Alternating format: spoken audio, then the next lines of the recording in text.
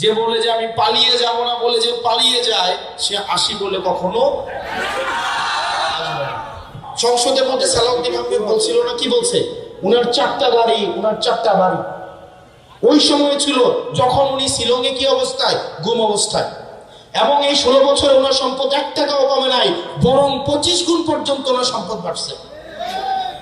ওনার ছেলে ব্যাংকের ডিরেক্টর পর্যন্ত ছিল।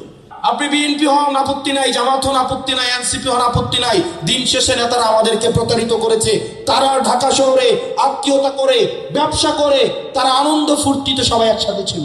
তরুণ প্রজন্ম, আপনাদেরকে আমরা বলবো অমুকের পিছনে রাজনীতি করবা, তুমুকের পিছনে রাজনীতি করবা, তোমার বাপের খায়া তোমাকে নেতা হইতে হবে, কোন নেতার গোলাম হওয়া যাবে না।